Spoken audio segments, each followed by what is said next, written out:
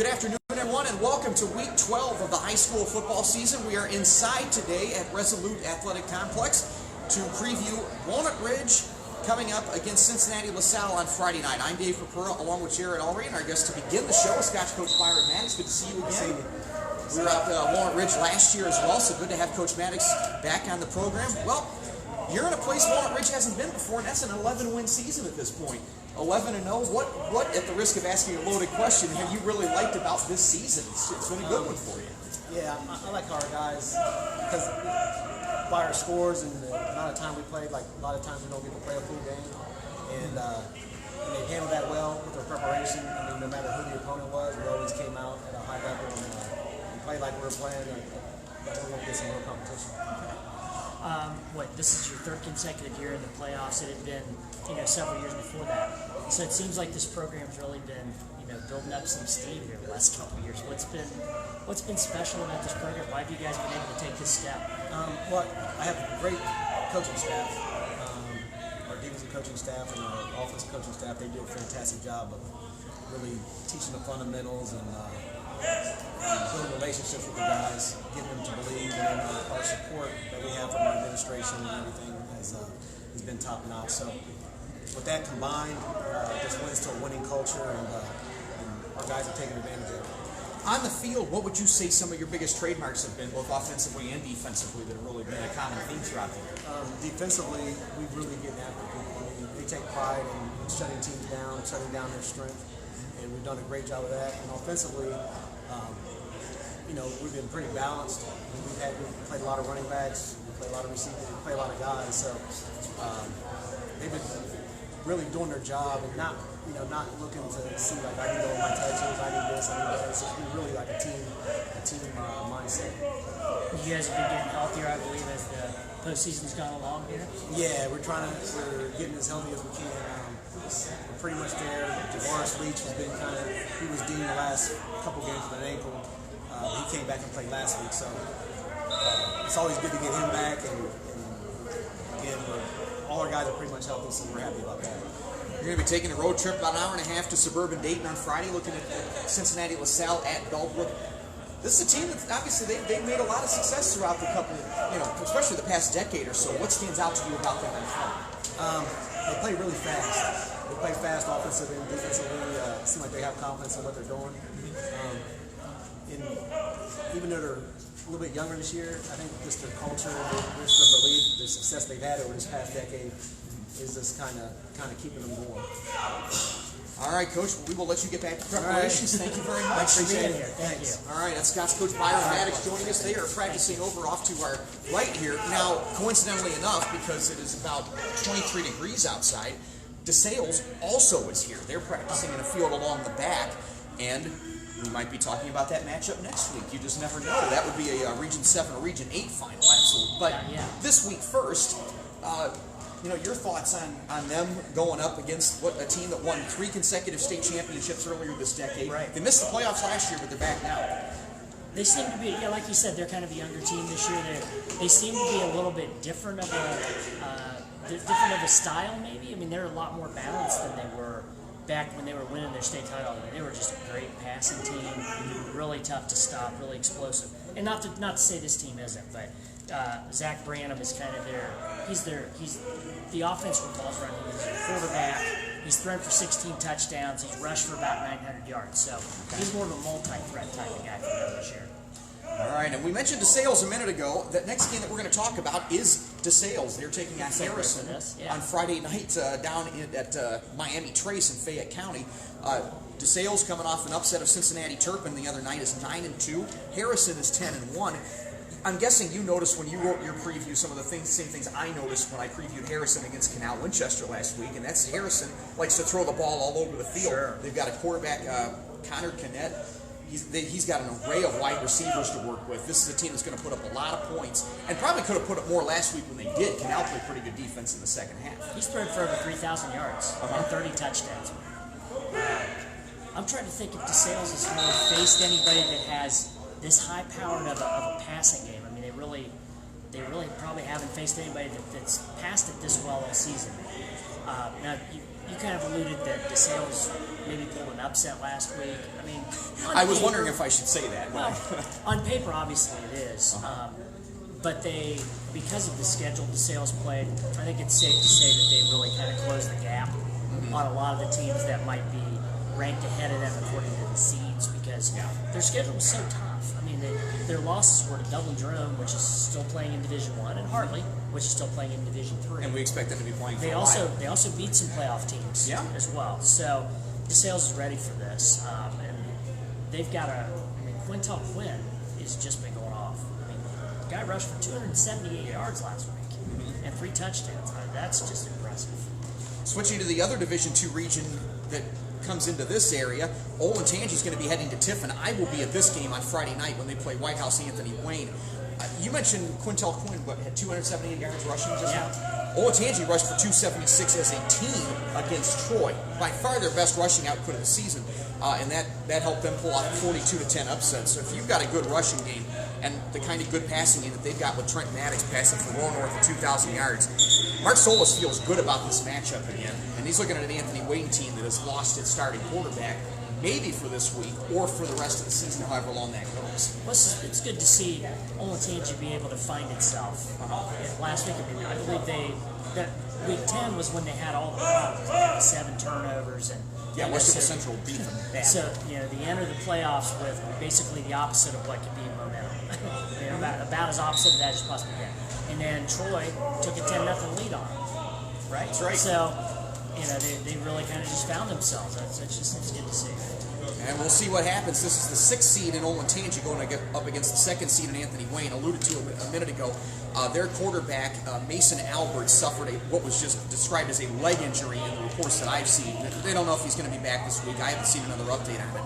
But they also have a running back, Ezra Stone, who also can run the ball very well as well. So we'll see what happens up at Frost Cow Stadium in Tiffin. Last time I was up there, Olentangy and Whitmer, it more than lived up to the first part of that name. Right. It's nice and cold up on the flatlands in northwest Ohio.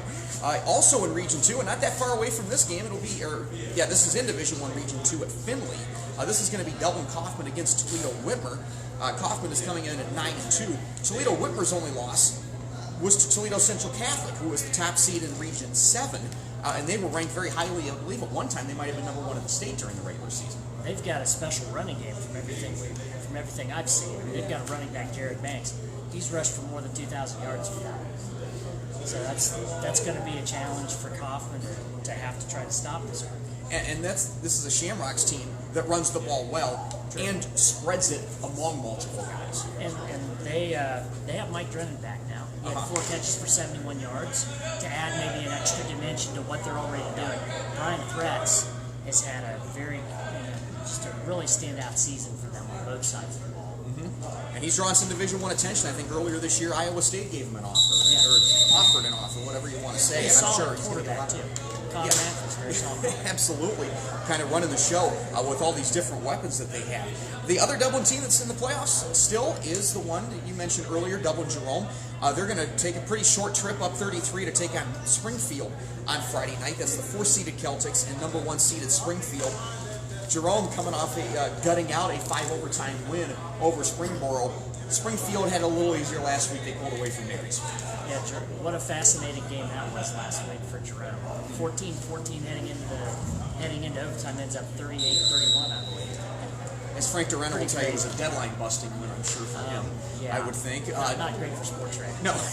Jerome's running the ball pretty well from everything we hear. I mean, they're doing other things well. Yeah. But Adam Booth continues to run the football pretty well. And they've got a solid quarterback. Now, as far as and Ryan Miller, Springfield, they believe this is a really special team they have down there. From all the reports I've kind of followed them a little bit this year because my wife's from that area, and they think they've got a really special team down there. They've won 9 in a row, and they kind of do everything well. They pass it well, they run it well, and they're pretty battle tested too. Play a tough schedule now. Oh, they're in the G-Walk, aren't they? Right. Yeah. We know how good a league that is up here in all sports, so no surprise there. In Division I, Region 3, the game that you will be covering on Friday night is Groveport against Olentangy Liberty. This is a rematch from Week 5 when the Patriots won 21-14. Patriots are a little healthier now. And Groveport is coming off a win that is going to be talked about out there for a long time. Scored 18 points in 4.5 minutes Friday night to beat Davidson 18-17. All playoff matchups are intriguing to some extent. This one, because it's a rematch, and because these teams, especially Liberty, is going to look a little different now than they did that night. There are a lot of layers to this one. So far, I mean, there's been a lot of drama in all the rematches. If you think about all the 3 first-round rematches, there was some kind of element that kind of made it an interesting game. And I think this is going to be like that too. I mean, you mentioned Liberty's getting healthier. Corbin Parrish came back last week. He's been out for a few weeks. They weren't sure if they were even going to get him back. Since week 5. Right. They weren't sure if they were even going to get him back. But from everything I was hearing from Coach Hale when he was talking on AMA 20 the other night, he was kind of saying that we felt like the offense was moving a little bit better with him, so we left him in there. Now that means they've got options. Yeah, it does. I mean, Jackson Roberts is the one who's made a back for them. Exactly. For the last 6 weeks or so. Another team that you cover is Pickerington Central, and they take on Olentangy Orange, 2 10-1 teams going at it over at Upper Arlington on Friday night.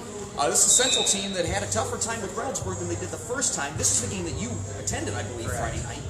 Had a heck of a defense to hold off Reynoldsburg 20-14. Orange pulled away from what ultimately was a shorthanded Pickerington North team, 36-17. Actually, both teams, both Pickerington Central and Reynoldsburg, kind of had the idea going into this that Reynoldsburg was not going to be able to run the ball too much. I mean, Reynoldsburg, they didn't really try all that many times, but when they did run, they weren't able to run. They had minus 13 yards rushing. So that's kind of something that teams are going to have to put up with. I mean, the fact that Pickerington Central's front 7 is just so special. Don Marasco, Ty Hamilton, those guys are all just having, there's just a lot of depth up there, and they're so physical. As far as Orange, I mean, there might not be a hotter team than them in Central Ohio. Yeah. I mean, they've really found just kind of another level last few years. Yeah, and they made up for that loss to Pickerington North. Their only loss was to North during the regular season. Well, while we're talking about this, give you an update. I'm sure a lot of you have heard the news already. Jack Sawyer is undergoing surgery for what his MCL. At some point this week. I would assume it's going to cost him his basketball season. Or at least some of it. Or at least some of it, absolutely. And we'll see what he's able to do getting back on the field next spring. But Don Myers came in and played quarterback for them late in that ball game. In Division III, Region 11 at Watkins Memorial, we mentioned Hartley earlier when we were talking about DeSales. They've got a showdown with 4th-seeded Granville. The first seed that jumped out to me when I was thinking about this is a rematch of coach speak. It is, because Brad Birchfield's Hartley team lost to Justin Buttermore's Dresden Tri-Valley team in the regional final 2 years ago. And Buttermore's been at Granville the last couple of years, former Davidson assistant. Boy, he's doing some special things over there with the Blue Aces. Well, what's funny is, Granville, or not necessarily funny, but Granville has always had, they've always had a great passing game, really for a long time. And that's kind of been their MO for like the last decade or so. And At least, yeah. And it's really good again. They've got a plethora of wide receiver options out there. Bo Buttermore, the coach's son, is having he's a great player. 24 touchdown passes this year. He's great on both sides of the ball, actually. And so is his other son, Doe. He's a really good player, too. So. And you mentioned in your preview, these are different styles that Hartley's going to see. I mean, London to Granville. London was a team that wanted to run the ball. They just grind it out, yeah. And I think, Hartley knew that last week might be one of these low-scoring type of games. They weren't upset that they didn't beat them 50-0. I mean, really, it doesn't matter. A win's a win when you get to this point. And Hartley really controlled that game, even though it was 14-8. A couple small school matchups we want to touch on in Division 6, Region 24. This is a spoiler matchup, I guess. 6-seed Mechanicsburg, 7-seeded Grandview Heights. These two went down and pulled off upsets last week. Now they're going to meet at Darby on Friday. Well, the question for Grandview is what's the status of some of their players? I mean, they moved Luke Lachey to quarterback, and well, guess what? He had a great game. Shocking. I mean, he's an exceptional athlete especially for like a Division 6 type of school. Those type of schools just don't get athletes the caliber of Luke Lachey very often, and he was a difference maker last week. So exactly what they're going to get, what they're going to do with some of these other guys that are hurt. or they got hurt last week. I think it's a big question. In Division 7, Region 27, a team you've covered some this year, Harvest Prep is going up against Waterford. That game is going to be out in Thornville at Sheridan High School. What do you see out of Harvest Prep after a big week one? I'll be heading to that game on Saturday as well. Okay. Well, Harvest Prep is on their fourth quarterback this year because of injuries. Their first quarterback actually was only eligible for the first 5 games, and then they put in another quarterback, and then they put in another quarterback, and both those guys got hurt. So they're now on their fourth quarterback, and he's a freshman. And he had a pretty good game actually last week. Threw for 124 yards, rushed for about 70 yards. And the thing, they have a system out there, and they know how to get the ball moving on the ground. And it's all based on what happens up front, and they just have a system. That's why they keep moving on. 6 teams from the Central District outside of our coverage area also will be playing this weekend. I want to mention them. In Division 3, Region 11, Jonathan Ulrey will play Jackson at Tays Valley. Division 4, Region 15, you've got Bloom Carroll and Waverly. That game will be at Chillicothe. Licking Valley and New Concord John Glenn will be at Zanesville. And a couple Division 5 matchups as well. Region 19, Amanda Clear Creek and Ironton. That matchup kind of just conjures up people just going at each other. I mean, just smash mouth all of those years. And those two have just loved to run the ball. Division 5, Region 20 will be West Jefferson against Springfield Shawnee. That game will be at London. So West Jefferson playing on one of its big rivals on the field. And in Division 6, Region 27, York Catholic will go to Biceville Meadowbrook to take on Shadyside. Any thoughts on some of those matchups? Just that Licking Valley was really impressive on Saturday. Being in Marion Franklin, I mean, they do what they do. And you mentioned the Jonathan Ulrey matchup. The winner of that plays the Hartley Greenville winner. So we're real good chance we're going to have a Central Ohio team making the Final Four out of Region 11. And we also want to mention, you mentioned a couple notes last week. 5 8 seeds were victorious last weekend over 1 seed. Now, none of them were from around here, but it's just one of those things. The playoffs. I mean, mostly a lot of these regions win according to each other. Division 1, Region 3 did. Even if it was close to going the other way, it did. Division 1, Region 2 might have been the same way. I believe it was. It's the playoffs. You never know what can happen. It's tough to be surprised by anything. I suppose the people that would like to have an expanded playoffs would probably grab onto that and say, let's have more teams. Look how close these 8 seeds were. Let's look at these upsets in 8 seeds. That doesn't mean we should add more. I think it's pretty special the way it is. So, Could an area coach say kicking rocks and flip-flops or something like that? We were talking about expanding the playoffs, I believe, was the context of that quote. I hope I'm not messing that up. We will be back next Tuesday. Of course, we will let you know the site over the weekend. And then we will be back with you 4 o'clock next Tuesday afternoon to preview the regional finals, week 13 of the high school football season. Jarrod, Ulrey, and Coach Byron Mattox. I'm Dave Purpura. So long, everybody.